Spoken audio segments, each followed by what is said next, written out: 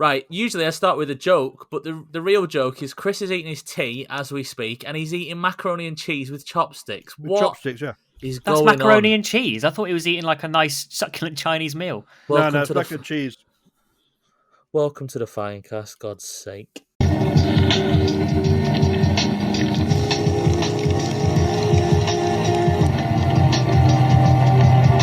Welcome to the FineCast. We're very professional. Chris is still eating. I'm Sultan. Chris, you go first. You got a No, mouthful. you always go next. I'm Brapscallion, and I've got to say, I said to him when we started recording, I said, what is in that bowl with the chopsticks? And he said mac and cheese. And I said, you can't do that. Not from like a cultural standpoint or opinion standpoint. Just surely it's physically impossible to eat mac and cheese with chopsticks. But Chris has got a very good reason as to why he's doing this.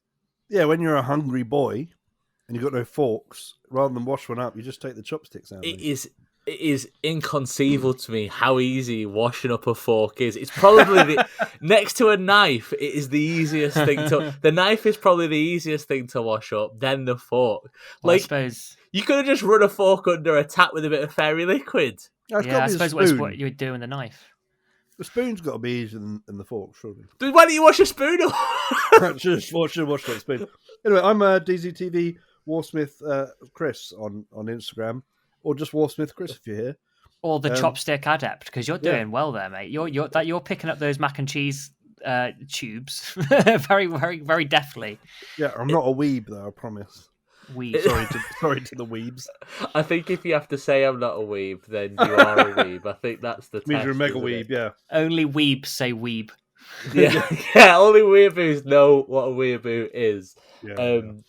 But I just, welcome to the best podcast about wargaming, Warhammer, and all that kind of crap. Guess, I mean, I don't want to. We usually avoid what have you been doing or whatever. But I've got to say this, Chris, me and Sultan, we bought the Star Wars Legion core box together, and we were going to do that, but we never did it. We should have done it. You abandoned me. You abandoned me for little toy like Napoleonic men and other sort of historic. I've gone down different history paths. Sultan was like, I want to paint some Star Wars. My childhood era is the Clone Wars. That's me, yeah. And I said my childhood era is the old trilogy. Yeah. I said whichever comes up first cheap. We'll do both eras, but we'll start on one whichever comes up cheap. We found a cheap old trilogy box. Yeah. So I'm Empire, Sultan's Rebels. We got the box. Sultan's should have the models by now. I sent them in the post. They arrived today, so thank you. I can't wait. This is fine. They are. This is absolutely fine. They're cool models. And I've got some Stormtroopers sat on my desk. And there's something very unusual but incredibly awesome about having little Star Wars models on your Warhammer desk. It's like a crossover of cultures. It's cool. Yeah. And also, Chris, just 1 second, everybody. I'm just going to, while he's away, I'm just going to quickly argue that... 1 second, bro. So I'll just say, while you were away, quickly argue that crossover of cultures to anyone who's not in the miniature game hobby. Then it's like, because most of them ask, are you painting little Star Wars figures? Yeah, but now I can say yes. Now I can say, yes, I am. And I got I'm showing the boys on camera, I got Bosk today, the bounty hunter. Got him for a bargain on eBay, the Trandoshan Terror. It's just such a cool... The models The models do make you appreciate 40k because they're cute. They're very like, they're all right. They've got a bit of not got as much detail, but they'll be easier to paint and they're cool. But I'm excited. I've got an important question. Yes, Christopher. To Sultan. So you're you say that you're the original, the prequel trilogy era, right? Yes. I kind of feel like me too, because whilst I grew up with the original trilogy, the prequels came out whilst I was like alive and my eyes worked and stuff, my brain worked and stuff, because the other ones were like before I was born. So have you gone for the? Are you interested in the Separatists? I'm interested in the Republic because I loved those clones as a child. That's what I need to hear, because I'm a Separatist boy. So we're good. Me too. We're absolutely fine. He's perhaps shaking his head. You need to back off, Chris. We're already in a He's mine. We're in a blood pact. We're splitting the box. I'm a separatist boy too. I want the Droidica, the Magna Guards, the ones from the third film with the vibrating staffs. That's what I want. The purple staff. What's it that sponks Obi-Wan? There's only two choices, so we got to split among the separatists and the Republic anyway. So we're just separatist boys. That's the way it's going to work. So it's fine. You can have. There's new choices now. There's like a sort of there's loads of in between stuff coming out. So the Black Sun from Shadows of the Empire, you can be them. Like they're like mercenaries, which is super cool. Mandalorians you can be as well a little bit. There's just loads of cool options. And also what we found out, me and Sultan have found out with further digging into the Star Wars Legion world, there's loads of... So the game works. You've got like data cards, so you don't have data sheets. You've got like little playing cards, right? With all the information and extras and stuff like that. And it's just all the data sheet on a little card that you take with you. But like there's fan-made stuff. So there's loads and loads of 3D prints. That's what I found out. The 3D print community for that is insane. And the 3D prints are pretty much almost always better than the actual official models. Okay. But I don't mean that in a diss to the Star Wars Legion models. I mean that in like the 3D prints are out of this world. I'll show you some after, Chris, and it'll like blow your mind. But then also, people have been making like fan-made cards for like the data sheets. And me and Sultan, if we're gonna have a couple of games. I think we're gonna have our first game in Murder House. We're gonna try it out when we all meet up together. For people listening, Murder House is a colloquial term for a big house that we're renting and playing games in December. It's just become such parlance that it's Murder House. People do die there, though. Yeah, people will die there, but through like methane poisoning, through food poisoning, through over geekiness. That's just being around Chris and Andy. But like I looked on this website and it was like. So I've got Bosk, the bounty hunter, who comes with all these cards, but I'm a big fan of the bounty hunter Dengar. Like, I think he's like the guy with all the bandages around him in Empire Strikes Back, who stood with all the... He's a bad man. And you can get, like, data cards that people have written and play-tested the rules for Dengar, and you can print them out and use... And get, like, a 3D printed Dengar and use him in your games and stuff. So, loads of potential. Star Wars Legion. Chris, you've been playing... We've been doing everything but 40k, I guess. Historicals, right? Well, two things. First of all, this is the FineCast, the war gaming podcast, right? We didn't specify 40k. We can chat a little bit about other games because I've also started a bit of Middle Earth with a bunch of dudes. Which I'm quite excited about. I'm playing as Mordor, but all I really want is an army led by General Grievous. Grievous is my boy, followed by Maul and Dooku. They're pretty up there as well. I play them in X-Wing at the moment. I play Separatists in X-Wing. And I've got a bunch of the droid stuff and Darth Maul's Sith ship and all that kind of stuff. I think, depending on how it plays, I could be easily tempted. Let's just say that. But we'll see how it goes. I've read... Do you want to... It looks complicated. It looks kind of mildly complicated to get into, but it's got all the information... right there on the table. Like there's no data sheet, so there's no modifiers or anything. Like you roll dice. It seems like once you get your head around it, it'd be quite easy. So I'm looking forward to trying it. But I'll give you a little fun fact. Go on, Chris. Go on, please. Just to wrap this up. Please. When during the I did the ECP with Liam. It's on a hiatus at the moment, but it's over on DZTV if you've ever seen it. And we attempted for like 3 or 4 episodes to rewrite a simplified but also slightly more complicated in certain places version of 40k in which we could enjoy protracted battles, right? So where we could have our cool models that we spent ages painting don't immediately die, but there's a tactical edge to using them and stuff. And a lot of people commented that we were basically describing roughly how Star Wars Legion plays, right? Okay. And they were like, that's from Star Wars. Oh, you should try Star Wars. That's from that. And then I'd be like, oh, we could do this pinning system. It'd be cool. That's in Star Wars, mate. That's all we heard, right? And the moral of the story is we should have just fucking played Star Wars, right? But it sounds like the game system is actually ruddy good. So keep that in mind. I think as like you, I think you're on the same wavelength as me and Sultan, Chris. Like I think we're collectors more than we are game players. First, we like painting up and collecting. So for me, it's like if the game system's good, that's great. But like I want to be in that world, so like I want to collect a little Empire army. So the rules being good is just the icing on the cake. This is what I love about being a collector rather than a player, because if I paint up these Empire models, right, I'm going to have the funny's going to be the journey. So I'm going to enjoy painting them up, getting them sorted. And at the end of the day, I think we got the set for like 50 quid, which is really good. I think it was like 50, 60 quid. So the worst thing that happened is it's cost me 30 quid and I got to paint up some Stormtroopers and Darth Vader. Like I'm happy with that. So if the rules are good, same with 40k. Like for me, it's the cool models, and then the overcomplicated and ridiculous rules at the end of it are just the icing on the cake. Yeah, it's a world you buy into, right? And you enjoy the world and you enjoy the theme of it. And when you're painting, you kind of can get really into it and exciting. And then the rules are, if it plays out well, they rarely do. Things rarely match by virtue of playing a game.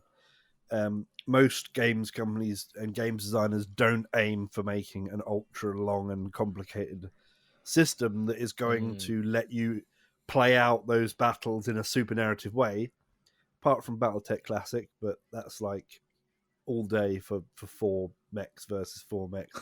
It's super complicated, but I'm sure people thoroughly enjoy it who are into that.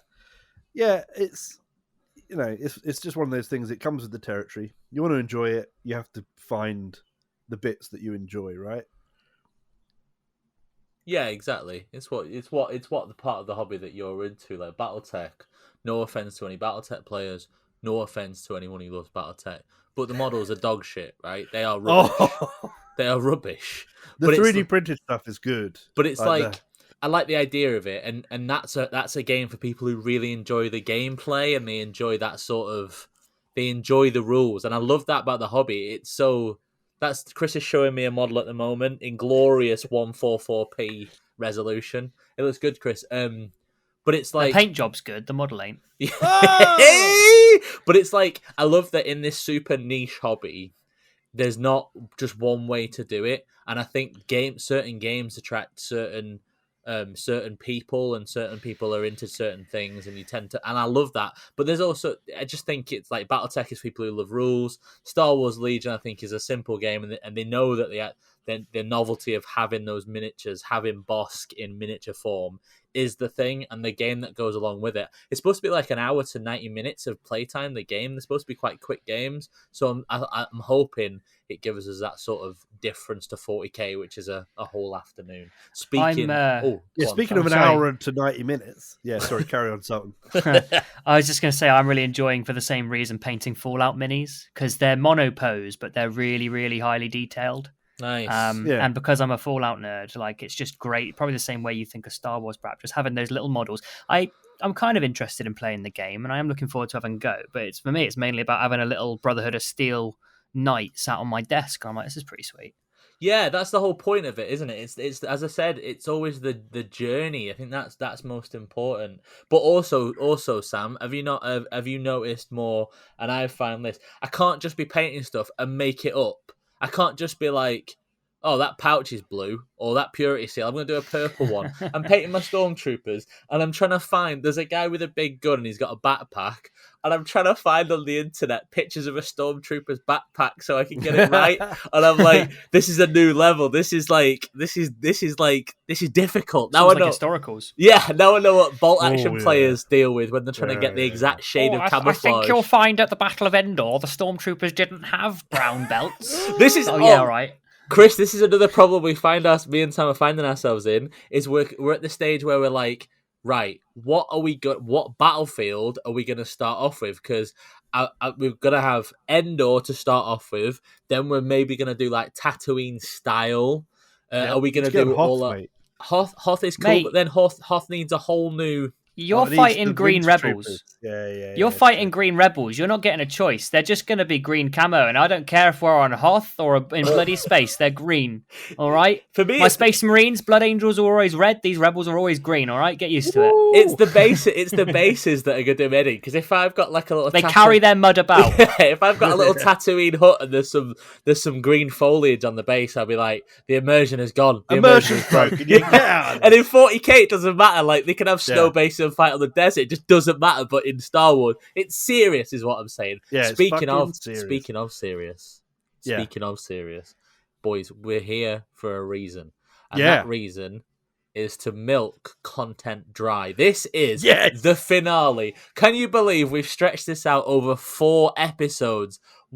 This is usually what podcasts do when they've been going for like 10 years and they're really struggling. We've not even been going a year and we're already, the ideas fountain has run dry. But please, we're just crap. Strap in for episode 4, the dramatic conclusion of the 40k top trumps, everything but the Primarchs. Yes, it is a catchy title, and yes, we did come up with it ourselves. Basically, the premise is, if this is your first episode, you've listened to us assume knowledge, and then I don't know why this is your first episode. Go back and listen to the others. Yeah, come back. But basically, we rank big characters in 40k, big celebrities that aren't Space Marines, and what we do is we rank them, or we give them out of 10 points on some categories that I've made up that I think are the cornerstones of 40k characters and what they need to do. So I'm going to go over them, and then we're going to go straight into it. So the categories that we will be judging these 3 characters on. We've got 3 characters tonight. First category is THB ability, which stands for Triple Hard Bastard ability. How tough are they? Category number 2, the DIY FYI. Basically, you've got to put up some shelves, I think it is, do some plumbing and paint a bathroom. And how good is that character going to be in helping you do that? Category number 3 is Galaxy Impact, how they impacted the world of 40k. Number 5 is Swag Factor. Are they stylish? Are they cool? Do we think they're cool? And finally, not as number 4, category number 5, the Toby Carvery Conundrum. You go into the Toby Carvery, this character is coming with you. What is the experience going to be like out of 10? Now, we have 3 individuals tonight. These, Chris and Sultan, do not know these 3 characters are. I've kept it in secret. So far, so we've got 3 brand new. I'm going to go over what we've gone. If you've not listened to them, go back to episode 1. And then for the other 3 episodes, we've had Gazgul Thraka, Trajan Valoris, Old One Eye, the Carnifex, Jane Zar, the Kelamorph, Belisarius Call, Drazar, the Drakari guy, Silent King, and Morven Val. Now, shall we go right into it and have contestant number 1 of the evening? Shall we crack on? I've got one response to that, and that is...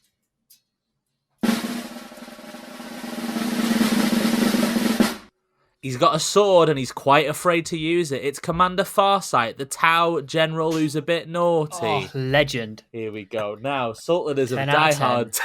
Sultan is a diehard Tau player, so I'm excited. He's so excited, he's disconnected. He's disconnected from excitement. He's just mouthing at us. He's back. Dead, we can't hear anything. You're dead. See, what happened is I knew he was about to start talking crap about Farsight, so I'm just taking over. I'm the ghost in the machine.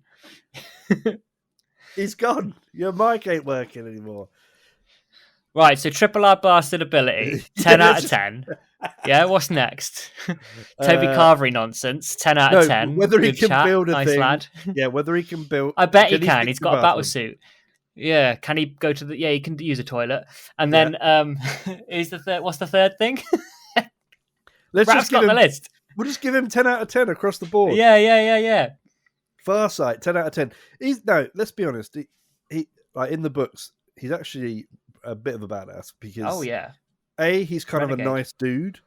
Please he's back. Yeah, you're working. Yay! So first of all... The Tau heard me slagging him off. Yeah. We finished, mate. We've already done it. So tens. Tens across the board. He's flat 10s across the board.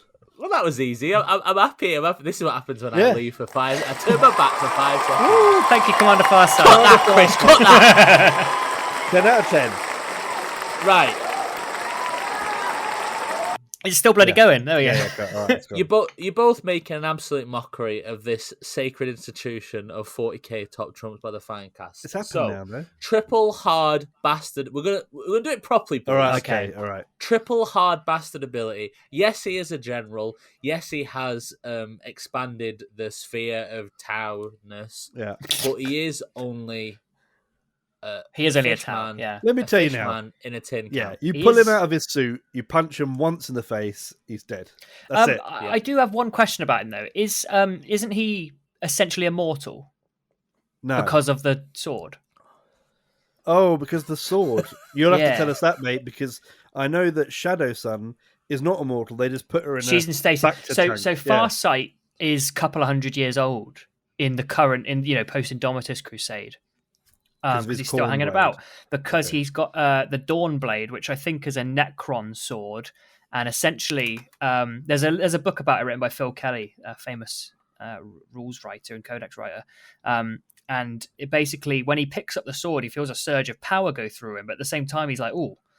And he feels the sword is essentially keening, and as he kills people with it, it's like essentially, it feels to him like it's drawing power. And obviously he's a Tau, so he's thinking this is some kind of weird science, but it's definitely some kind of like demon blade or Necron blade or something. I forget the specifics, but basically Tau only lived to 40, give or take.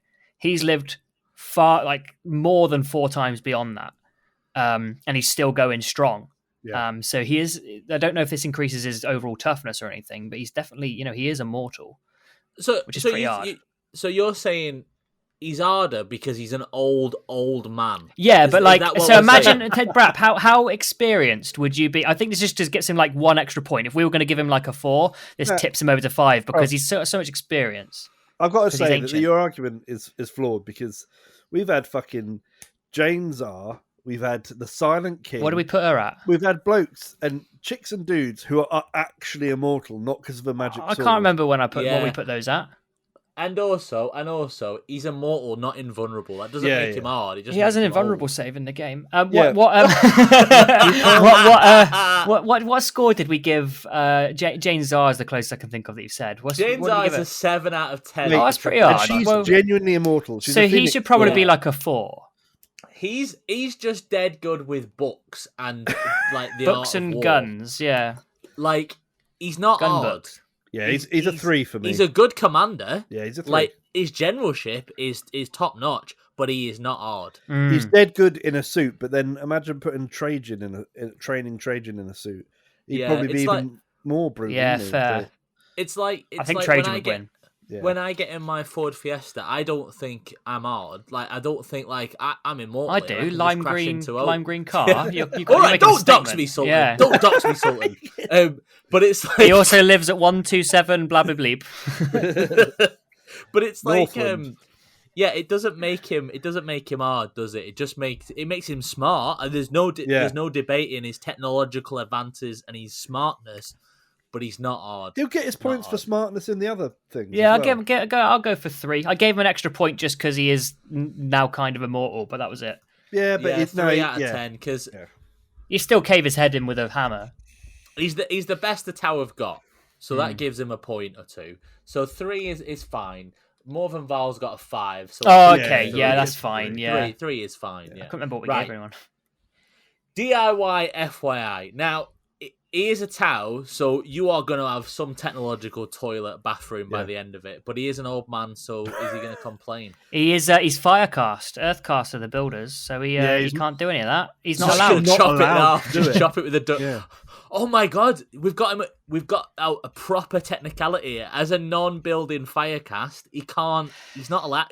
Technically not allowed. But the but is here is that he doesn't subscribe to the cast theory anymore, which is why he's a renegade. So he probably would build it for you because but he won't be dead good at it, will he? Because he hasn't practiced like all the other ones. Yeah. So, what did we give Morven? Because she ain't good at building. We said the bureaucratic red tape would give her a 1. Oh well, he's probably more than that because he would genuinely try to help you. 3. I think his back would give up halfway through, and then he'd just cut you in half with his arm blade to get some energy. Unless he's using his battle suit to help lift. No, he's a 3. I got a 1. That's because she'd stab you before doing it. Jazar got a 1, probably. Gazgul got a 2. I think we've got to give him a 3 just because he genuinely tried to help you and he's vaguely human-sized. Yeah, even if he's just old in the spirit level or something, he's not going to do much in his old age. But he'll have might have the know-how like your granddad, right? He's like, right, here's how you do it. I'll help you out. I've seen the Earthcast boys do this. What you need is this pipe cutter that I've got. I've got Gazgul's hand next door. I'll go get it. And he might have like his suit's got to be like a Swiss Army knife, so he might have like a little fish measure or something. He could just flick out of one of his hands and help me with it. Bottle opener. What was the point of the fish measure in a penknife? Measuring fish. Yeah, but also it was only like 3 inches long. So if you've got a fish, it's not worth measuring at the size of the fish measure. Don't say bad things about 3 inches, all right? It's not the size of the fish, it's the penknife that you use. It's not the size of the fish, it's the fight in it. Yeah. It's the penknife you're measuring it with. It's just the delicious flavour. Listen. Delicious. So we're going to give him a 3 out of 10 for DIY FYI. The suit might have something, but he's old. Yeah. He'll probably complain. Bit and cranky. If you don't get it done by 4 o'clock, he will be asleep. Right. Galaxy Impact. Now, in the current galaxy, they sort of keep to themselves, but he's having quite an impact in the area he is. But they are such a new species that when we consider the galaxy as like a time, dinosaurs and stuff, it's so insignificant, isn't it? Yeah, it's like what's Bill Gates done for the galaxy? Not a great deal, but he has done some stuff for the world. You know, he's fucked us up with Microsoft Windows. Yeah. So yeah, and not even his own race like him. He's not even part of the Tau race that are like expanding. He's just sort of like has he Bill not Gates. just gone to his own little gaff and just gone, right, I'm just going to go and chill over He's making his own like mini empire, but it's more like it's basically Tau aren't particularly democratic. He's trying to make a democratic one. Yeah. It's not necessarily going amazingly. An enclave. Yes, the Farsight enclaves. It's allied worlds, and he genuinely like, unless they're like chaos or tyranids, he tries to get all species on board. And orcs. He doesn't like orcs at all. But then again, they stabbed him. Yeah. So it's great if he comes to your planet and he's looking to expand his franchise. Help you out, he brings the enclaves to your Tau planet. Donalds, But in the it's got to be low because in the grand scheme of the universe and time and everything, they're so insular, and he's even more insular because he's not even getting stuck in with the rest of the Tau, is he? Very good. I heard the cogs clap. I thought you got quiet, but he's not even getting involved against like the Imperial. He's taken his ball home and gone, right, I'm going to start my own enclave with Blackjack. Yeah, there we go. So this has got to be low because he's actually removing himself from the galaxy on purpose, right? So he's minimizing his own impact. Yeah, it's probably like a 2 or a 3, right? In the grand scheme of the galaxy. Yeah, it's got. I think a 2 is my gut. Because the others we've got. Kellamorph's got a 1. Yeah, fair. He's got more impact than a Kellamorph. Yeah. Old One Eye's got a 2. I think he's on the same level as. But there is only one of him, so maybe 3, just because there is one of him. And but Old One Eye has brought countless deaths to millions of people through its design. Yeah, I'd say 2 for this boy. 2. Yeah. I think that's right. I think this is the first time we've got where having an impact on the galaxy for Farsight is a bad thing. So he's trying to reduce that number. Like, he wants it to be low, doesn't he? Yeah. Because he just wants to keep his people alive. Yeah. Yeah. Wants to do his thing. To sit at home, play Subnautica, and just chill out. Yeah. Reference to a 2-year-old game that I've only just discovered there. Right. Swag factor of Commander Farsight. Now. This does depend if you have got a massive fetish for Japanese things. Yeah. If you've got a Japanese fetish, then the swag factor for this. I got to clean my desk up then. But if you haven't, it's very subjective. This now, I think cool. He is driving around in a big mech suit. It does look pretty cool. Let's get the model up as we always do. It's a bit of an older model, and it is, you know what? Hold on. A FineCast model. Welcome to the podcast. I'm sorry. It's at this point we do remember that we have named ourselves after something really bad. 35 quid. Fuck off. Yeah, it's a good looking model though. He's shite, mate. No, he is rubbish. I suppose in the context of the time he came out, which is quite a while ago now. We're not playing that game though. No, I know, Yeah, but at true. the time he was amazing. These days he's a bit diddy, a bit small. And also, I can't be the only one. Like when the Tau got in the battle suits and they got in the robots, they went, "Shall we bring the hooves over to the robots?" And then the others were like, "They're a bit weird hooves. We've already got hooves, and they're a bit odd. Should we not just have like trainers, like robot trainers, like?" Yeah, but they've never seen trainers. And they've got they went to humans. Mate, they were all over. But they already had they already had the mechs, right? It's like if you designed a robot, would it have feet, Brap? No. What would it have? It'd have trainers. It'd have shoes on, mate. Yeah, but they're very human to have trainers. Robot shoes. What I'm saying is the hoofs look daft, and I can't be alone in thinking robot hooves aren't the best. I like He's it a normal it battle matches, suit. It He's got a matches sword. He's got a scroll coming out of him. He's not got the swag, bro. He's not got the swag. No, I tell you, he's got the swag. The commander model's loads better. The commander model's loads better. Yeah, it is good. I tell you what, he's got the swag. Look at the original Farsight model. Right, let's try and find this. Look at the original. Look at his little shield. Is it going to be as good as I hope it is? He looks like a love fucking stupid Gundam. Is this? Oh, right. Look at him. So you're not old enough for this, right? He's very blocky, isn't he?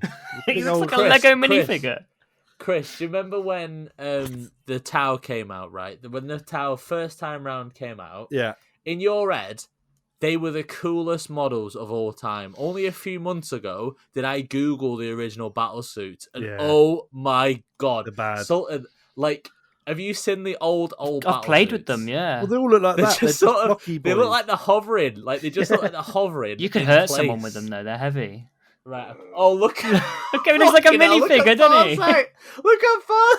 Yeah, he's whack. I don't know how they've managed it, but it looks surprised. It looks surprised. It does, doesn't it? Oh, he's like, what? Oh my guys. Nani? Oh my God, that is bad. The Chris, 10 out of 10 swag. I think the commander model's great. This is the thing with Tau, right? As soon as with the battle suits, I hate the fists that look like they're wearing coats with the sleeves over the hands. Yeah. Like it looks like you know when it's really cold and you put your sleeves you put your hands in your sleeves. Yeah. There's 3D printers out there, and I've seen them. If I ever collect out, I'm buying you can buy hands that you can slot on the end. They desperately need them. Yeah, this is not a great model, and I am not. I like Japanese things, but I don't have a fetish. I'm not buying that. I hope they update Farsight again. He needs it. Well, you could do a good enough job if you got like the normal one commander. of the new Necron destroyers, and you got like the commander and stuff. Like you could use a sword from the new Necron. Yeah, destroyers. he'd still look good. Pretty easy, but the model, it's all right. If you put them on it's all right. It's a product of its time, and it's still FineCast, which is a real. But we're not talking about the model in terms of lore. We're talking about the swag factor for Commander Farsight, and he ain't got it. This is the analogy I'm going to draw. I'm in Tesco's, right? I'm doing the big shop. Am I going to get some cans of Coke Zero, even if they're not on offer? Look, I'm doing well for myself. I'm going to treat myself. And I get out of my green Fiesta, which Sultan's revealed to the world. It's not my choice. I was given that car. It is putrid green, the fucking Ninja Turtle. If I get out of the car, and then some lad pulls up in a really, like another Fiesta, but he spent loads of money on it, it's lowered and all that, it's like I'm not impressed. And I feel like Farsight, his swag is based on he's a boy racer, is what I'm saying. He's an upgraded battlesuit that doesn't even look that good, and he's got a sword, and it's like none of them give a shit about swords, really. He can't even use it. Yeah. He can. Well, his data sheet says anyway, but what's his weapon skill? I bet his weapon skill's 3 plus in it. It's 2. Fuck off! It's Farsight. It's Farsight. It's a 2. He's all about. It's like a fusion gun, but I'm just going to check my check your working. Yeah. Look again. I get it. Like for me, it's my taste. I like it. I like the way he looks.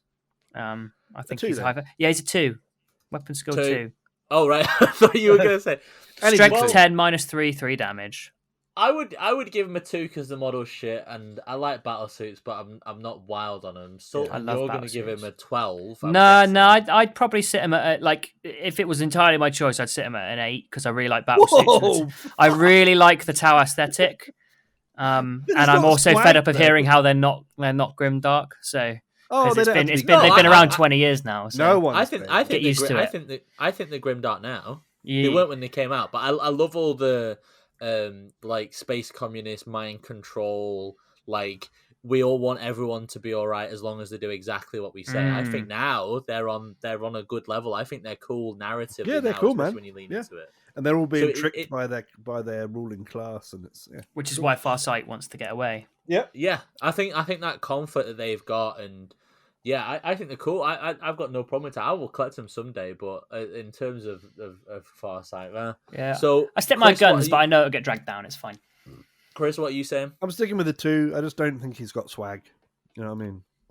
Right. So then it goes down to a 4. So then we'll give him a 4 because then Sultan says I can live with 4.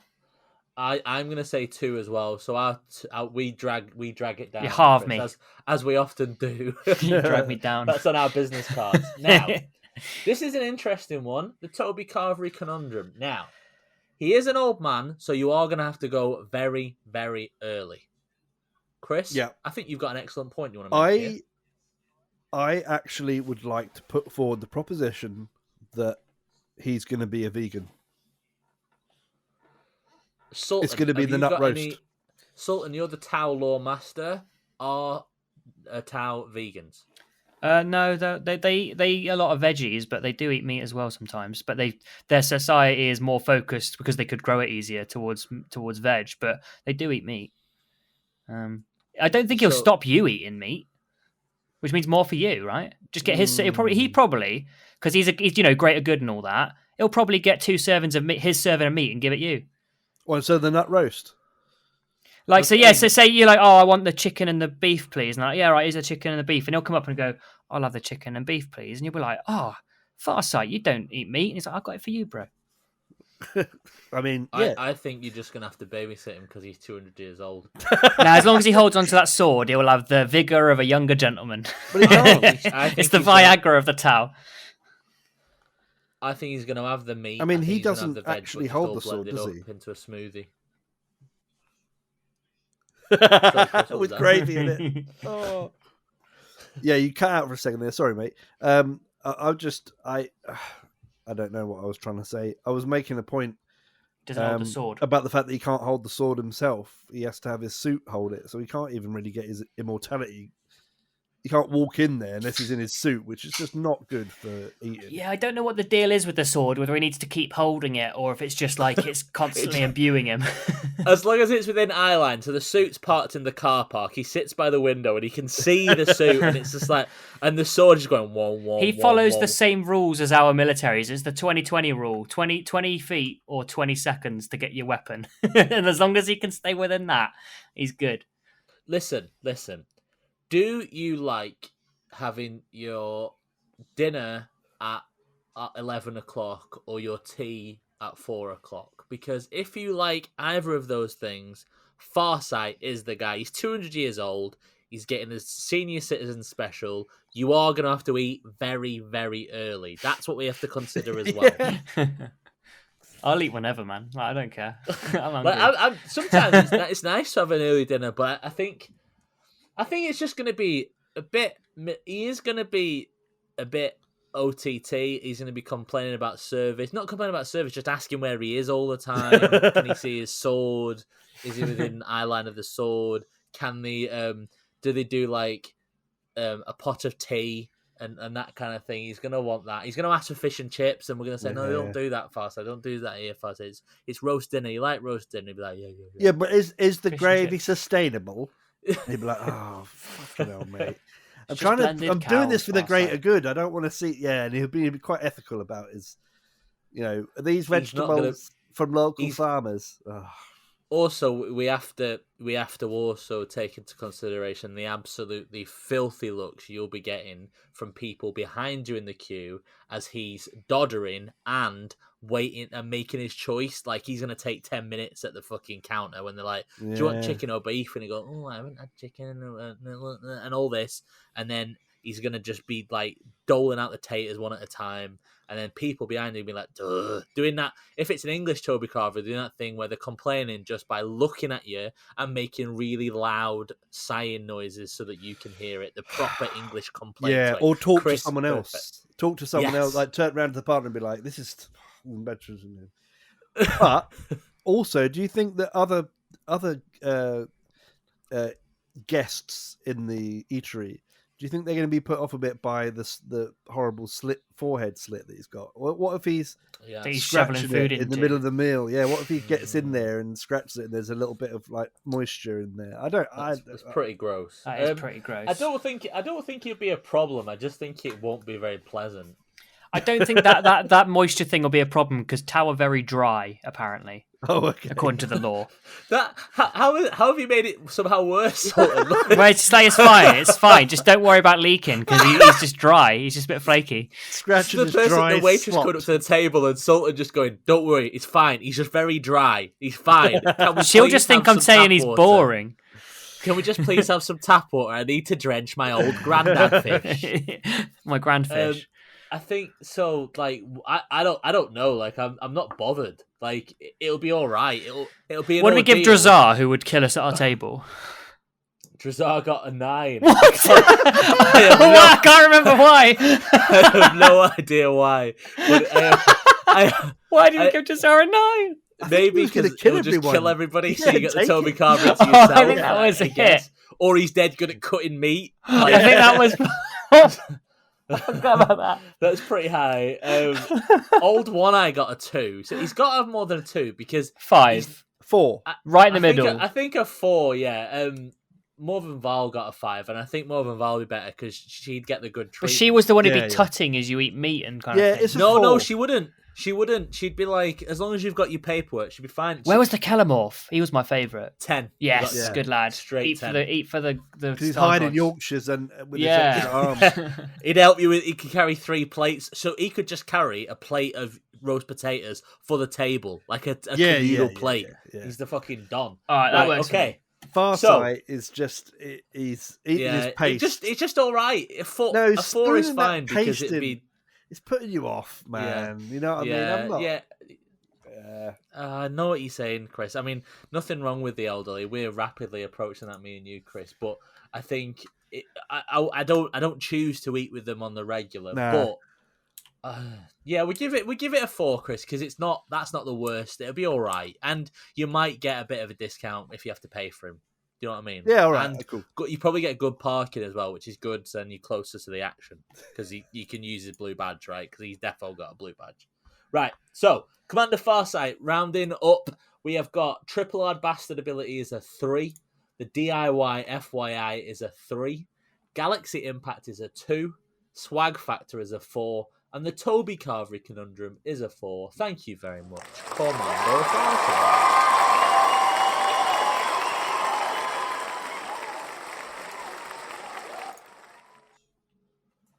All right, cool. This is the penultimate character of 40k top trumps everything but the Primarchs.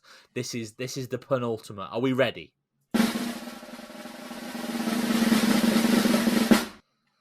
Copyright infringement. What copyright infringement? This is a brand new character not based off anybody. This is Sly Marble, the Katachan jungle fighter hero that is definitely not based on any film characters or anything whatsoever. For those that don't know, Sly Marble is just basically Arnold Schwarzenegger if he had sex from with Star Sylvester Wars. Sylvester Stallone in the 80s, and it's basically an action hero from the 80s, but he's also a Katachan jungle fighter. I thought this would be interesting. So, Sly Marble, triple hard bastard ability.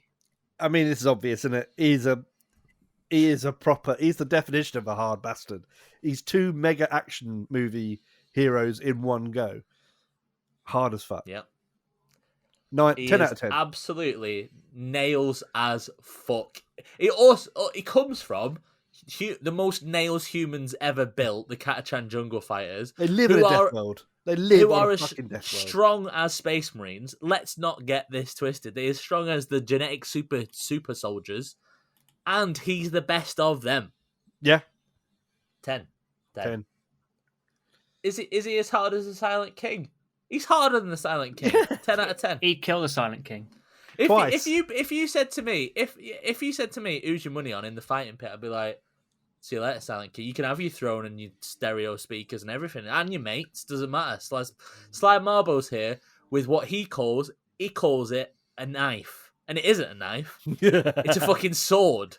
Yeah, and he'll put that through your nerve bundles, no matter who you are. Straight Robot, through. Not my nerve bundles. Yeah, nerve bundles. And that'll be it. Gone. See ya. Yeet. Imagine pulling that. I mean, what I love about that is not only have they lampooned Sylvester Stallone and Arnold Schwarzenegger, they've also gone for Crocodile Dundee because he pulls out the fucking knife and he goes, "Oh yeah, that ain't a knife. This is a knife, and it's a fucking sword." Fucking yeah. What did he call them? The Catachan. What's it called? What? It's gonna do my nutting. They've got a special name for them. So What, every the swords? Catachan's. Yeah. Stabby. It's not. What is it called? Catachan knife. Some live googling. Sultan's googling from 1965. They're just called Catachan knives. It says here the Catachan Fang. Catachan Fang. That's it. Catachan Fang. Okay. Fucking yes. I fucking love those. Like it must have been an accident with the green stuff when they made the first one. They went, "What is that? It's a knife," and they go, "It's as big as his body."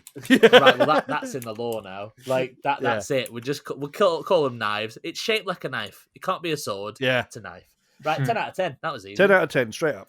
Sly Marble, 10 out of 10. Triple. Like he is the definition of triple hard bastard. We could call it the Sly Marble category. If you want. Yeah, for a more family friendly show, it's the Sly Marble scale. Now, DIY FYI. He's on is he going to be helpful? He is. He's going to be helpful, isn't he? He's a human. Because you Humans think about are drawn to these tasks. You think about Dutch from Predator, and he's helpful and friendly. He's only mean when it comes time to fucking either A, kill the lads in the jungle that are doing coke, or B, kill the alien bastard. Like he's not a nasty guy unless you're the target. So Sly Marble, and imagine with those guns, how many like pipes and lifting and all sorts. You'd probably then say, "We need to move this fridge as well. Would you mind helping?" And he'd just do it on his own. Like he'll be up for it, I think. He'll just look at it and the fridge will run. And exactly. Be like, "Oh, okay, I'll move."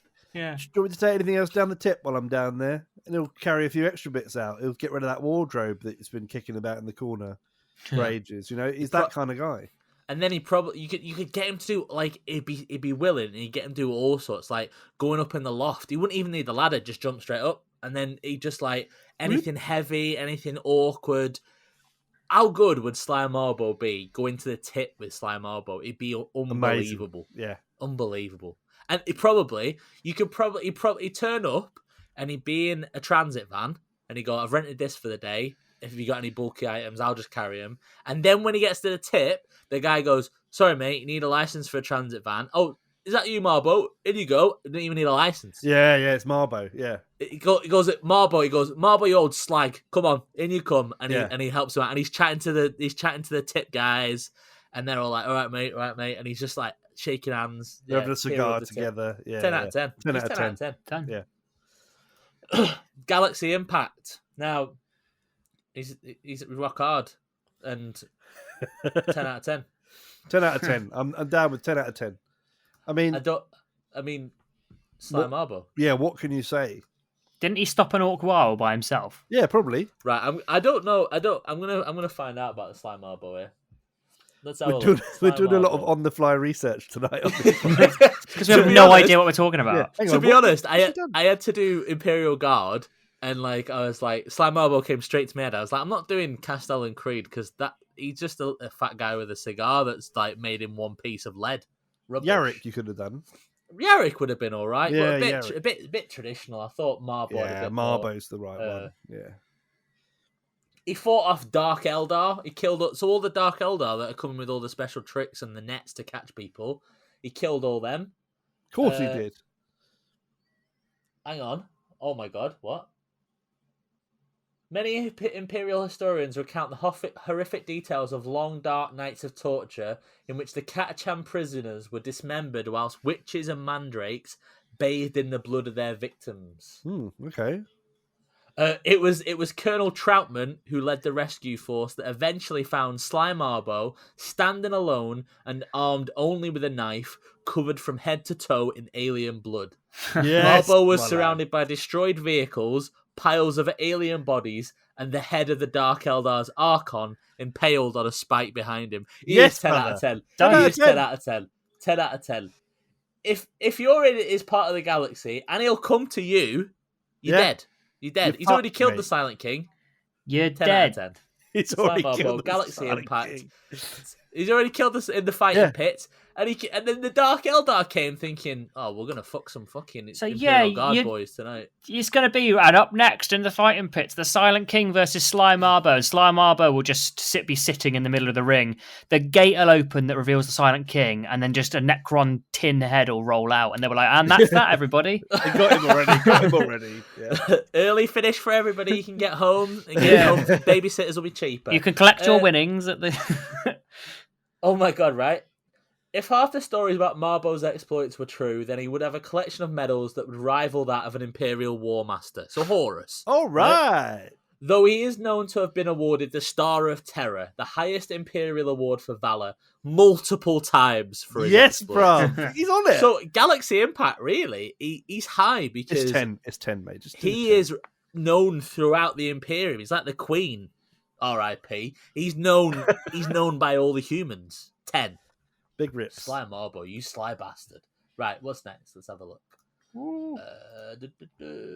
Swag factor. Now, it's a retro look. I'll give you that. Now but he is basically Arnold Schwarzenegger in Predator. And if you're going to tell me that that's not a good look, then what is life? What's all this been about? To be honest with you, he's the 80s writ large.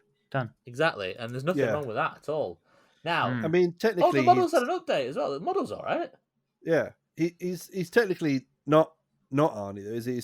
He's technically Sylvester Stallone completely. He's Rambo as well. He's Rambo because that's obviously Marbo. But yeah, I mean, what better than that? Rambo basically swagged the fuck out with just a headband and not wearing a top, just trousers and a headband. I've gone on to the models' details. I've gone on to the models' details on GW, so we need to a few things. First of all, he's smoking a cigar, which, although smoking is bad for you, it does make you look cooler. Scientists haven't been able to dispute that. Like, they've said, this smoking thing will kill you, and they say, but it does make you look cool, and then scientists go, yeah, we can't argue with that. It does. It's scientifically proven to make you look cooler. So he's smoking a fat cigar. For some reason, and Games Workshop have honed in on this, he's got a watch on. I've never seen that in 40k. And I'm not talking like a digital. It's a proper watch. And it doesn't look like a good watch. It just looks like a boring like Omega. No, a Citizen watch. He's got a Citizen watch, and he's got a silenced Uzi with a scope on the silencer. It's pure swag, mate. And he stood on an orc's head. Yeah, that is pure swag, and there's even like a Venus flytrap in the background. It's the little shop of horror. Is that the little shop of horror? Yeah, it is. Yeah. Because they live on a death world, don't they? Where all the plants eat and everything. That is ultimate swag. The plant is... Chris, the plant is detonating something. What? The little shop of horrors Venus flytrap has got an Imperial detonator, and it's got its vine wrapped around the detonator. Nice. Like it's going to plunge it. Yeah, okay. 10 Things are going crazy. Yeah, 10 out of 10. It's helping him out. It's got to be 10 out of 10, boys.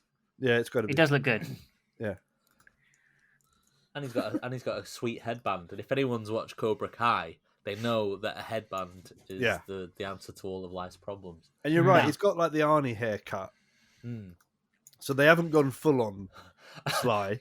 Yeah. Chris, I think they've purely done that so that the copyright won't be as like they can get away with it. Like Sylvester Stallone Rambo or Sly Marble as it's bloody abbreviated to.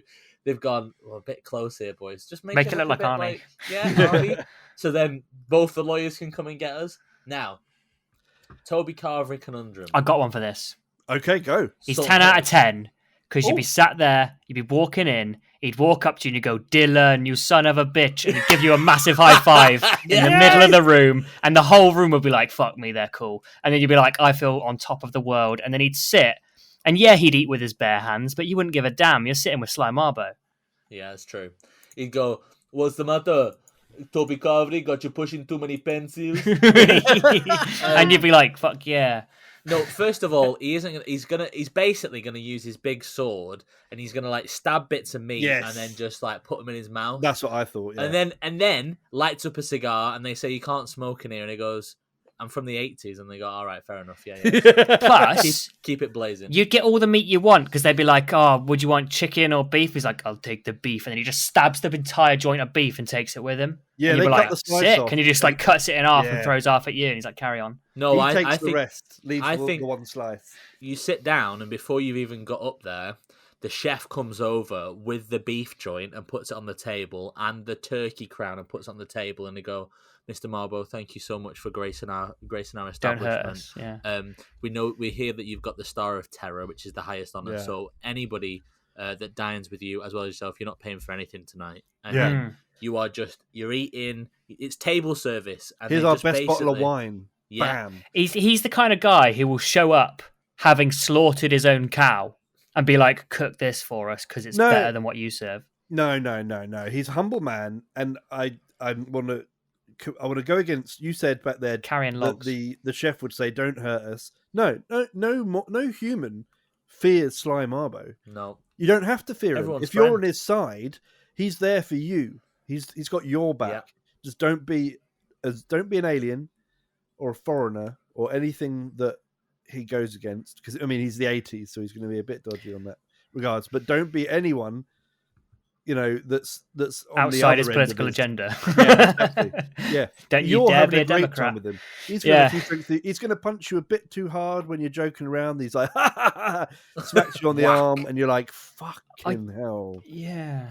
I do worry when he does do the cannon shot Dylan handshake that your arm will break in 3 places. Exactly, yeah. I am concerned about that. He'll see that he'll see your weak and puny arms, and he'll be like, Spaghetti right, arms, I've got to regulate, and he'll do it because he'll never make you feel bad. Yeah. The only negative thing I can see is that he'll have to go and glad hand and shake hands and sort of like mingle around the restaurant. But what he'll do, because he's so considerate, he'll basically say, "Listen, I've got to go and say hello to the manager and sort of say hello to everybody. Can't leave anyone feeling out. Just make sure everyone's having a good time at the tables. Do a bit of mingling, a bit of schmoozing. But what I've done is look under your table. What's this? Oh, it's another roast beef joint. I've got you that, some Yorkshires. You just crack on with them. I'll be 5 minutes. And also I've ordered a lovely, whatever your favourite drink. He knows what your favourite drink is. Yeah. And he's ordered it to the table, and he goes, "Just give me 5 minutes." And he's also, what's this? Little iPad comes out. He's put Netflix on, and he's put your favourite show on, so you can sit and watch it while you eat. And he'll be back in 5 minutes. So it's 10 out of 10, really. No, it's not. It's not 10 out of 10, Brap. I'm going to ask for special considerations here. I think it's an 11 out of 10. I mean, the thing is, the only one to receive 10 out of 10 for the Toby Carvery conundrum was the Kellamorph. Now, I can see I would like to go to Toby Carvery with I think you're right, Chris. I think it just needs to be one better because it would be an occasion. It would be an occasion. The only negative thing I can see is his time is precious, and when you leave, that's it. Will you have a better moment in your life than that Toby Carvery experience for Sly Marble? That's my only concern. But that's not Sly Marble's fault, and we shouldn't punish him for that. No, not at all. Give him an 11. 11, okay. So, Sly Marble, recapping. Sly Marble, Katachan, fang-wielding monster man, hero of the Imperium. Triple R Bastard Ability 10, DIY FYI 10, Galaxy Impact 10, Swag Factor 10, the Toby Carvery Conundrum 11. Not a bad card, Sly Marble. What the hell was that? A mistake. He got a special sound. Oh, that was the sound of his Katachan fang going through a turkey crown. Yeah. Perfectly sliced as well. Perfectly sliced. Oh yeah. Boys. Yep. We're about to have the final one. Okay. This has been a long road, but are we ready for contestant number 3? I hope you saved something spicy for the very last one. Is it spicy? Sly Marble. I mean, it's gonna take some beating, but let's see. All right, let's go. Drum roll, please. can't even do jokes because I have to concentrate on pronouncing this properly. It is Horticulus Slimux, which is basically the Nurgle character that's riding a giant snail. Now, I have Who the fuck? Horticulus Slimux. If you right, so yeah, right. I've spelled it right, and I think I've Galaxy Impact right. Zero. Who the hell is this guy? Is he even a 40k character? I thought he was you can have him for a grotesque herald for Chaos Demons and Maggot Kid of Nurgle. So he's for both. So basically, it's a one-eyed plague bearer that's riding a giant snail. Right. Oh, hang on. There's a tree on it. There's a tree on his back as well. Right. Sultan, if you want to take a second to find the model, I can spell it out for you if you want. It's Horticulus Slimux. Listen to him. Oh, there he is. Keyboard. I was deliberately smashing the keys and all. Oh yeah, it's just a fella on a What snail. do you mean? Right. Listen. How tragic that we have been so conditioned that Sultan has just gone. It's just a Nurgle demon riding a giant snail. What do you mean it's just? Oh, no. I was just like, it's literally is what you said. It's a lad on a snail. Now, he's got a little screaming mushroom or something behind him. Yeah. There's a tree. Oh yeah, there's a little plant pot. There's a little plant going. And there's a Nurgle. Listen, there's a Nurgling on a stick to tempt the snail forward. It's right. So, triple hard bastard ability. Now, listen. Is he particularly tough? No. But do you want to fight a fucking giant snail? No. No, not that one. It's got feet, individual feet. It's got things coming out of its nose. Yeah, I don't know what it is. It's got a mustache. It's got like weird chains on the back of it to slow it down, I think. Yeah. Is it a fast snail? I don't know what. Maybe he's just doing some farming at the same time. Yeah. It's interesting, this one, because I think just you don't want to mess with it. Not because it's going to fuck you up, but because you don't want to touch it. Yeah. Is he smoking a bone? Yeah, I was about to say, is he smoking a bone? That's not a euphemism, by the way, everybody. He's not sucking dick, nor is he smoking crack. Well, it might be someone's. He is literally chewing on what looks like a cartoon bone from Tom and Jerry. He's got two swords. I don't think he's ever going to use them because no one is coming near this guy. Not unless they got tons of salt. Imagine starting on a plague. Right, everyone needs to go and look at this model straight away so you can see where we're coming from. Because you start on a plague bearer, that's bad enough. Thinking, I'm gonna have to deal with this thing, but it's vaguely you think, I'll just cut its arms off. Just a lad, yeah. But this snail is something else. It's. When I looked, I was like, right, I need something from every single army. And I come to Chaos Demons, and there were some obvious choices. I could have chosen the dog with 3 heads, or I could have chosen a demon. And I was thinking, great unclean one, blah, blah. But it's just well-trodden ground. Nobody's talking about Horticulus Slimux. Now, I think the triple hard bastard ability, just because no one's fucking with him. Yeah, you can't fuck with him. Where are you going to start? You see this and you go, I have no idea what to do here. Am I going to shoot the snail? Is the rider is that the tree? Slime? The tree is the real power. I mean, knowing chaos, it could really be. It could be. That could be where it's all the coming Nurgling from. Who's drawing the snail forward. The locomotion. Yeah. Look at its nose of the snail. It's got it's got a mustache. It's got a mustache, sort of. I like this guy. Is the Horticulus Slimux the guy on the snail? Is it the snail? What is it? We name the whole package Horticulus Slimux. That's him, all of it. The guy on the top, the fucking snail, and I'm gonna say they're pretty fucking hard. I'm not coming anywhere near that thing. No, I'm not touching it. So they're by weird inverse default, it's never gonna be fucked with because it's a fucking giant snail. Yeah, it is a big snail. And if you try and go for him, you have to deal with that big face, the snail face with huge teeth and a big Imagine tongue. how sad it looks when you try to drive a sword into it or something. It's like, oh, what you doing? Don't hurt me. I'm just a snail. He is toughness 7 and all. Yeah, of course he is. He's gonna stink as well. That thing's gonna be repulsive. He's one stinky boy. Imagine. That's not a sword. Those are giant shears. Yeah, they are, aren't they? It's got a pair of scissors. Yeah, for pruning the garden and Nurgle. Yeah. Imagine, right? A plague bearer. You see a plague bearer and you're like, that's disgusting. But it is a human. Like a Nurgle snail. Like imagine a Nurgle slug. Yeah. Like it's already gross. Yeah. I'm so glad I picked this because this model, I remember when I first got into 40k. You know when you first get into 40k and you've been away for ages and you go on the GW website and you're like, oh, what's changed? And you're like, oh look, Tyranids, nothing's changed. But then you go on to like other stuff and you see all the weird and wonderful models that sort of lurk in the back. I remember when I first saw this and I was like, they have been on some ride. This thing is definitely lurking. That is the term. I've got one more thing to bring up on the triple R bastard thing. Please do, Chris. Please do. Right, so we're going to, in reality, I think Horticulus Slimax is the rider, the man sat on his little cloth on the top. Look how fucking casual that boy is. I was saving that for the swag. I was saving that for the swag factor. But yeah. He's absolutely just lounging. Yeah. Is he worried? That means you don't walk into battle, slide into battle, that casual unless you know you're right. Two things. Look, right. Firstly, lounging. Yeah. And secondly, look at the vein on his neck while his guts are slopping out. He's just like, I do not give a damn. We need to point out he's chilling and his guts are hanging out. He's like, just had a massive curry. Don't care. See that? Intestines everywhere. Do I look fucking bothered? I'm smoking a bone, bruv. I'm not even bothered.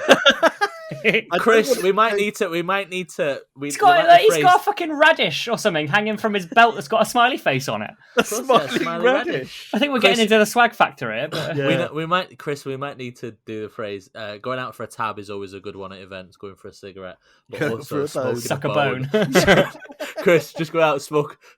Chris, I'm going smoking a bone. You come in. Chris and I are going to a dark corner to smoke a bone. Just going out and smoking a bone. It does sound pretty bad. Right. So triple R. Right. He's fucking casual. He's got scissors for some reason. He's riding a giant. He's pretty hard, isn't he? Yeah. Give the man a 10. Hard. You're not going to go anywhere near him. Give him a 10. 10, fair enough. I think it's a 10 purely because no one's ever tested him. So, you imagine, Silent King has a go at him and kills him, and then it goes down a level because the Silent King has beaten him, like Mortal Kombat. But no one's ever had a go at him because he's a giant snail of disease.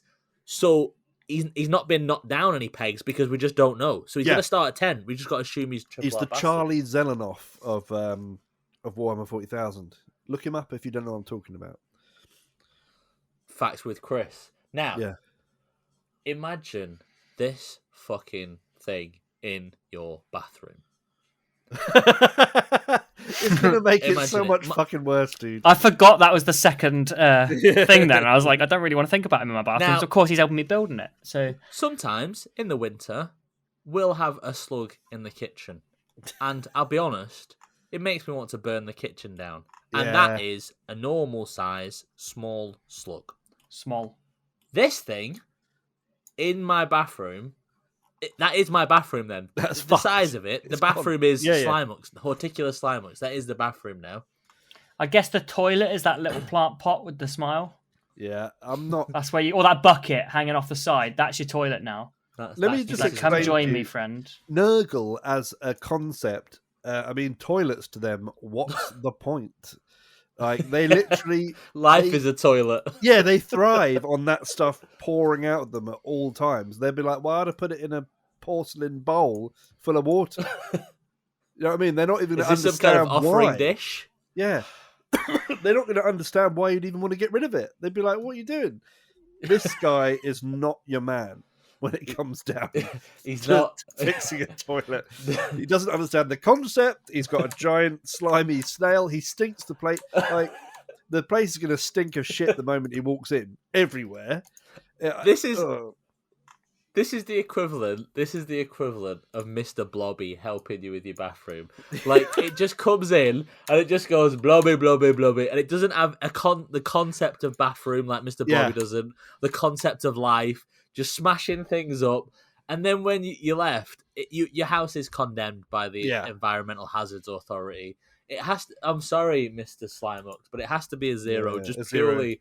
0. Yeah.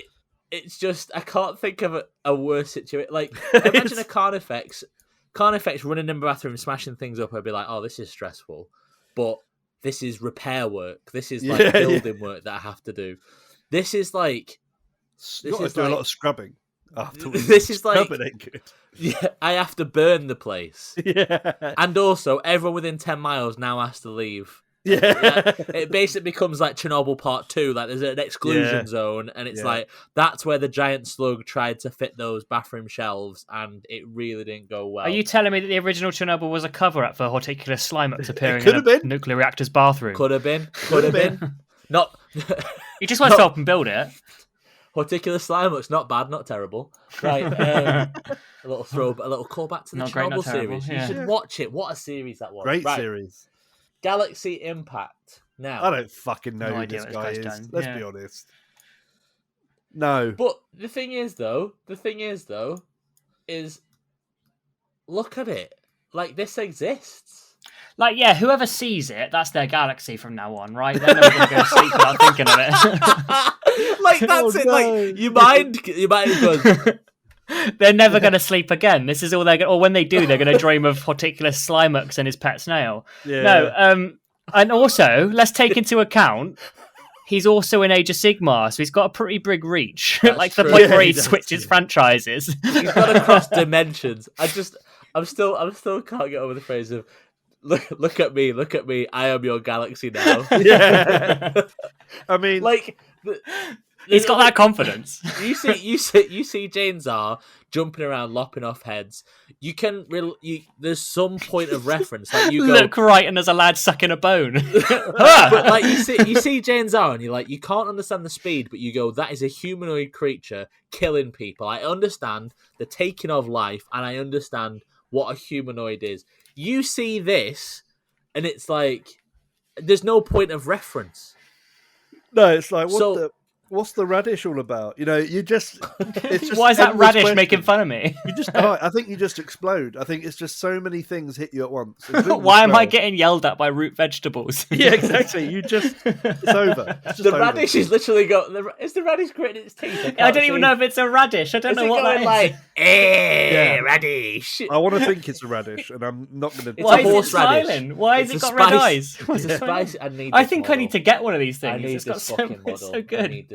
It's a great looking model, to be honest. Guys, this is it. This is the FineCast. Like Chris is the snail. What? Brap's the rider, and I'm the fucking nurglin being tied to the front.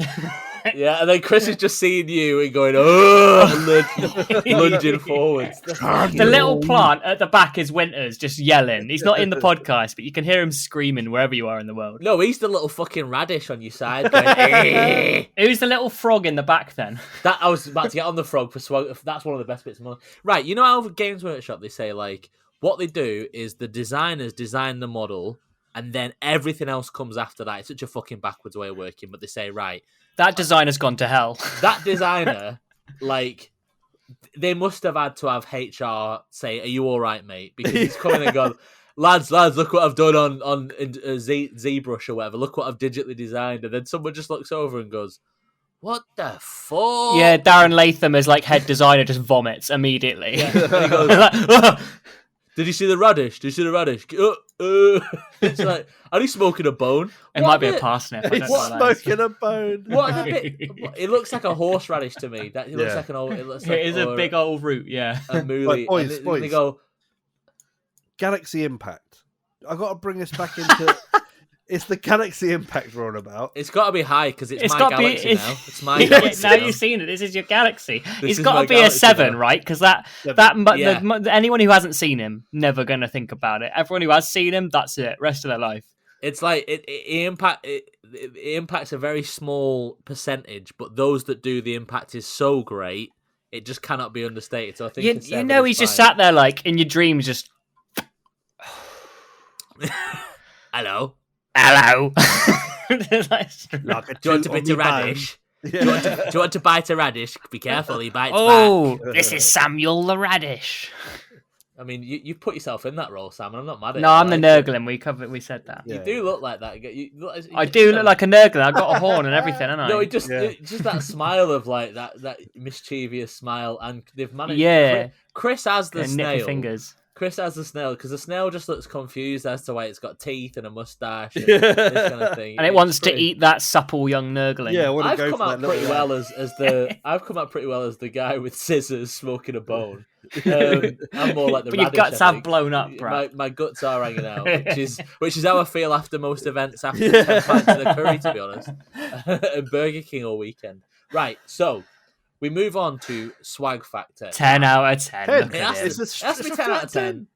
I think we've mostly covered this, boys. He's 10 out of 10. Because if you're gonna have a look, you pursue that look to its natural conclusion, and right here we have the natural conclusion of this look, whatever it is. As Sultan alluded to, the frog in the tree is incredible. Why is it there? But it's just going, what the fuck is this? I thought this was a normal tree. There's one ultimate bit of swag on here that we haven't noticed. Well, we haven't drawn attention to. But the whole thing is, right? So he's got this giant snail. It's got a tree on it. It's got mushrooms growing on it. It's got a plant coming out of it. It's got boils coming out of the tree. And he's gone, you know what will look good on that? It's a small square of red fabric that I'm going to sit on. from a seat. Like, I don't want to get the snail dirty. Come on. Yeah. What's that going to do? He's throwing his picnic blanket down. Yeah, it's pure swag. That's what it is. It's like, that would look dead good. It's not padding, is it? It's not going to provide relief from the chitin of the snail's shell. It's not like it's a bony shell. It is literally like he's gone, this just needs one more thing. Yeah. And he just drapes the little red thing over and he goes, I'll do it. Yeah. Fetch my scissors, I'm off. That alone, it would give it a 10, but That's a 10. It's an unbelievable 10. Now, unfortunately, he's very polarizing in his Orticulous slime looks. He's all over the place. As we reach the Toby Carvery conundrum. 0. No. Absolutely not. -1. I'd pay not to eat with him. Now, here's the thing. You're not getting in, is the first. You're not. They don't have bouncers. They don't have bouncers, but the manager will be outside in the car park trying to locate the smell 10 miles before you even get there. And he's like, I think there's something's died in the bins or something. Like a cat has found a dead pigeon in the bins. There's just smell of decay and shit. The minute you walk into the restaurant, everyone's got the Black Death. And it's throwing up all over. Everyone's dead. Just imagine him at the entrance to Toby Carvery with the manager. We'll call him Jeff. The manager, Jeff, is like, I'm really sorry, lads. You can't come in. The snail's doing that face, like, confused. Like, he's like, what? Oh, sorry, I've just realised. His name is Horticulus Slimux. His giant snail is called Mulch. Mulch? Oh, yeah. Edge. It's getting even... Oh, yeah, giant... It's... Mounted atop his disgustingly adorable giant snail demon. And that used to be on my Tinder profile. That was my bio. You were talking about your edge, yeah. Yeah, I was saying... I called myself a disgustingly adorable giant snail demon, which it worked. Was this your previous job? Did you know Horticulus in his payday? Mulch is a good name. So Horticulus is... We've discovered that. Yeah, I like the idea of the snail as well, just being confused, being like, whoa! Just like eating something outside, eating a dog that's just walked past and then going, oh! If the manager came out and said, look, park your snail out there, you can come in. His guts are hanging out and he's got a bone in his mouth. You know, the second he walks in, people are going to be like, ugh. Yeah, plus he's not going to eat that food traditionally. He's going to shove that food directly into his gut hole. You imagine the manager going, Yummy. Excuse me, Mr. Slimux, no smoking, please. They go, it's only a bone. And they go, and he goes, yeah, but it's just, we're not allowed vape pens, so you can't have bones either. Sorry, it's a policy. Goes, plus you just gave the server anthrax. Yeah. Excuse me, sir, we operate a no shoes must be worn at all times policy, and you haven't got any shoes. And he goes, all right. Yeah, and meat shirts don't count. Plus, as well, if you start eating vegetables and does he eat his radish, mate, or is he like? I reckon it would be offended. Yeah. if you did might let probably him with Nurgle, you could probably just grate a bit of it onto your roast beef. To be honest, that's the only redeeming factor. Is you probably go, "Do you want a bit of Tony?" And then Tony be like, "Fucking grate my legs, you bastard." That's what I do. And you just like microplaning him onto your It's beef. so musty and fresh. I imagine if you let him in though, he'd brush his chair down and then put that cloth down before he sat down. Yeah. You know what I mean? 'Cause he's fucking like that. There'd just be a pool. The chair'd be all right, but there'd just be a pool everywhere else of just guts. Yeah. Are we giving it a 1 because of the horseradish, or is it just a flat? I mean, there's another benefit that I don't think gets him above a 1, but it's worth mentioning. That little Shop of Horrors plant in the plant pot at the back is going to clear out any pigeon problem you've got in the car park, right? It's just going to be going out. He's going to park his snail outside, and that's just going to be snapping at the local local vermin. All right, we'll give him a 1. We give him a 1 for the pest control and the horseradish condiment availability and his nice picnic blanket. Did you ever think when you started on this journey of podcasting, boys, that we'd have the phrase "when you parked your snail outside of Toby Carvery, giant demon snail"? What a glorious situation we're in. That's all I ever hoped for. Really. I'll tell you what I didn't expect when you first said his name. That I definitely didn't expect that Horticulus Slimarx would be my galaxy now. They should do that as a greetings card. It's a t-shirt. Valentine's Day greeting card from Games Workshop. You're my Horticulus Slimarx. You're my galaxy now, and it's just a picture of him like smoking a bone with his giant snail. Smoking a bone is a phrase I'm going to use for the rest of my life. I'm going to get so many weird looks. I can't wait for us to meet up. It's like Chris is like, I'm just going outside, smoke a bone, seeing a bit of bone. You're smoking a bone. It does sound cool, right? Yeah. So. Let's recap on the final character. Horticulus Slimarch, the giant Nurgle snail demon. Triple Hard Bastard ability 10. The DIY FYI 0. Galaxy Impact 7. Swag Factor 10. And the Toby Carvery Conundrum a 1. Thank you very much. Yes! Horticulus Slimarch. What a legend. Good lad. That wonderfully wraps up part 4 of our Everyone But the Primarchs series of Top Trumps. Brap, thank you for giving us all those wonderful categories. You ended on the best you possibly could have there. I'm proud. That was incredible. Well done. We've well and truly flogged a horse until it's not even bones anymore. It's just ashes. Until it turned into a giant snail, yeah. What we'll do is, it's been an absolute odyssey. What I'm thinking of doing is I've saved all this valuable data onto market research, a Google Doc. So what I'll try and do is, if we can remember, I can be bothered. I'll make the Google Doc shareable, and we could put it on the bonemagic.com link tree. Yeah, sure. So then, if people could just, I don't know why they'd want this information. They wouldn't want they can play Top Trumps, you fool. No, they don't. They don't need this. What I really want is, I want a designer to reach out to us with too much time and talent on their hands and say, I want to make these cards, because what I'd love a set of these. We've got 12, I think. I'd love a mock-up of what the combat cards look like with all this information on. Yeah. And then the fucking pièce de résistance would be the end, the fucking snail guy at the end of the deck. It'd be so sick. So just holding his Tony up. I'm not going to put the facts out there, but if anybody fancies themselves and has got too much time on their hands and wants to make these cards, then get in touch and I'll send you the Google document so then you can have at it. I don't know why you'd want to, but I'd love to see these cards. But yeah, it's been fun, boys. I've really enjoyed it. Yeah. With that, you know what? We've gone wildly over. Yeah. I was going to say we're too keen. We're too keen for this, but you've already mentioned it. bonemagic.com is where you'll find all our things and stuff and things, you know. And the music that happens at the start of this episode and at the end of this episode is by LA French, and you can go to lafrench.bandcamp.com if you want to hear some more of that juicy juice.